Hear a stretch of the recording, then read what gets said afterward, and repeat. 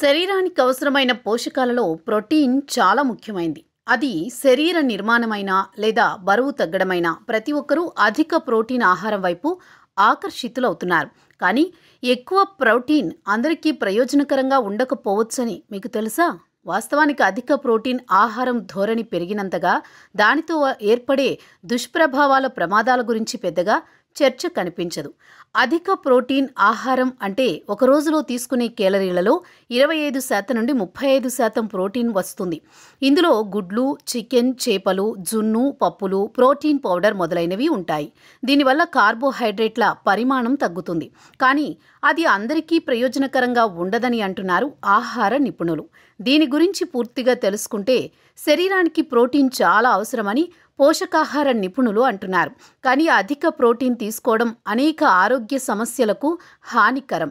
కండరాలను నిర్మించడానికి, ఎముకలు, దంతాలను బలోపేతం చేయడానికి ప్రోటీన్ చాలా అవసరం. కానీ కొన్ని వ్యాధులలో అధిక ప్రోటీన్ ఆహారం తీసుకోకూడదు.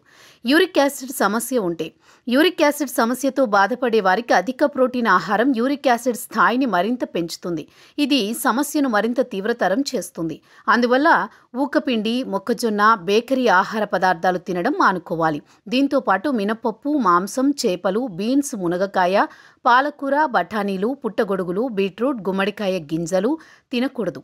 వైద్యుడి సలహా మేరకు తక్కువ ప్రోటీన్ ఆహారం తీసుకోవచ్చు. అధిక ప్రోటీన్ ఆహారం మూత్రపిండాలను కష్టతరం చేస్తుంది. ఇది కిడ్నీ సమస్యలను కలిగిస్తుంది. ముఖ్యంగా ఇప్పటికే కిడ్నీ సమస్యలున్న వారిలో ఇది ప్రమాదం. దీర్ఘకాలిక కిడ్నీ వ్యాధి ఉన్నవారు వైద్యుల సలహా మేరకు మాత్రమే వారి ఆహారంలో ఏవైనా మార్పులు చేసుకోవాలి. వైద్యుణ్ణి సంప్రదించిన తర్వాత చిక్కుళ్ళు, గింజలు, విత్తనాలు, తృణధాన్యాలు, సోయా వంటి మొక్కల ఆధారిత ప్రోటీన్లను తీసుకోవచ్చు. ఎక్కువ ప్రోటీన్ తినడం వల్ల బరువు పెరగడం, జీర్ణ సమస్యలు, మూత్రపిండాల ఒత్తిడి, శరీరం డీహైడ్రేషన్కు లోను కావడం జరుగుతుంది. అందువల్ల ఆహారాన్ని మార్చుకునే ముందు వైద్యుణ్ణి సంప్రదించాలి. అధిక ప్రోటీన్ ఆహారం చాలా మంచిది అనుకుంటారు. కానీ ప్రతి శరీరానికి, ప్రతి పరిస్థితికి ఇది సరైంది కాదు.